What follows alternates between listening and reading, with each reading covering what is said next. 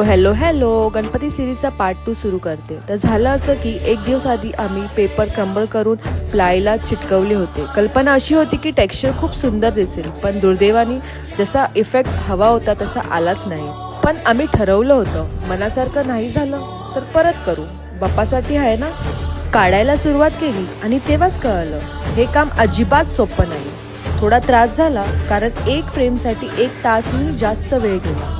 पण बहिणीबरोबर गप्पा आणि थोडी मज्जा करत काम सुरू ठेवलं.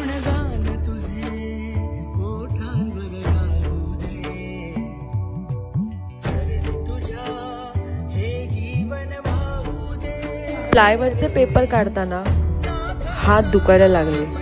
बाप्पासाठी मेहनत आहे पण काही हरकत नाही. काम करता करता ठरवलं आपण बहिणीची थोडी मजा घेऊया.